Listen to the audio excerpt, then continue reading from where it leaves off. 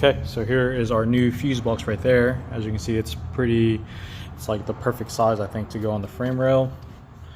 Unfortunately, it's not waterproof, but it should be okay.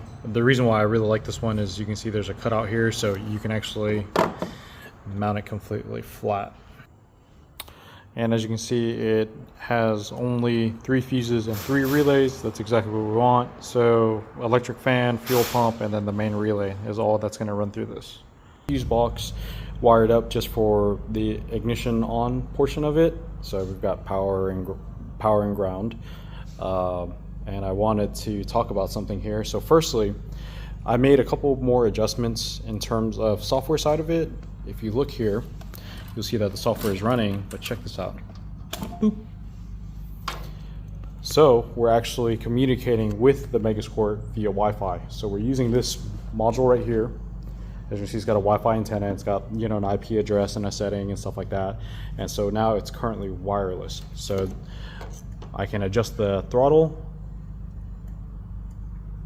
and as you can see, it's working wirelessly. So I decided to do this just because that I didn't want to deal with routing another cable inside for comms. So we've got that Wi-Fi module. The beauty of the Wi-Fi module is that it's actually powered on through the serial cable that comes with the MS3 there.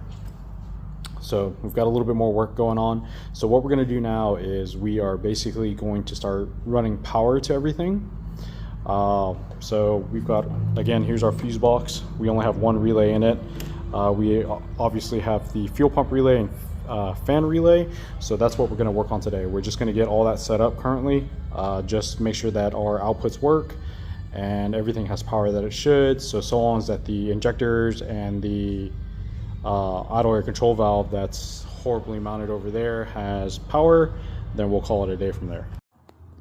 So right now we've got the fuel pump wire hooked up. We've actually have it hooked up to the fan. The reason why we have it hooked up to the fan and not the pump itself is the fuel wires are off.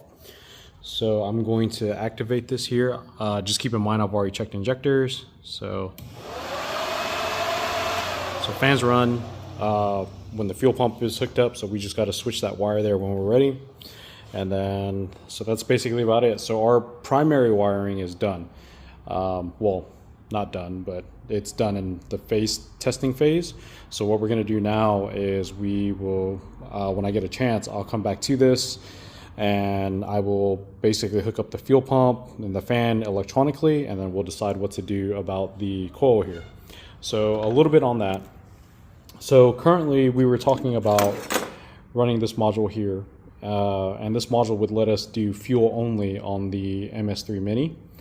But I hate to say it, I'd much rather use the distributor just for signal only, just because it's going to, I think, complicate everything in the sense that if you want to tune ignition, you have to do it through a different software, or we could just do it all on the Megasquirt. Now, I know originally we were talking about fuel only, and I may still do it just to test it, you know, just to get the car running to show that, yes, it will work. But what I'm actually really wanting to do would be to run your standard GM coil.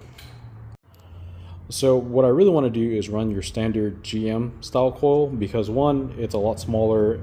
I guarantee you that this will produce a hotter spark than that coil could ever dream of, and they're readily available. You know, this is your generic, I think, LS2D585 coil. So, you know, you can get these anywhere, a ton of them at that. And the best part about it is that I've already checked the spark plug wire will go right in. So, like I said, I may wire up this thing after all just to get it to work, to get the car to run, but I don't really feel that there's a need for it. Okay, so we got the clamps put on here for the fuel system. The end fittings are on, they should be tight. I've got to send power from this wire over to the main relay.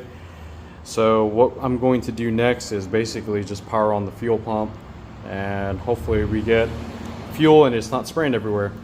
So I'm not going to do the ECU side of it, I'm just going to do it quick and dirty. Just going to tap power to the fuel pump, and if we're lucky, we'll get fuel pressure, and we found our first leak. So maybe it's probably helpful if I put a clamp on that. Okay, so we got a clamp on it. And by the way it looks is like we're holding fuel pressure. So I'm gonna stop that. I'll go over there and take a peek. Okay, so we're gonna inspect over here just to see if we have any fuel leakage. And these lines seem dry. Looks like I think I saw something dripping right here. Maybe my imagination. Return looks good, and we're leaking right off the fuel pressure gauge, it looks like. So I'm not sure if it's a top fitting or bottom fitting. Hopefully it's just the bottom. So let me tighten that up and then I will check it.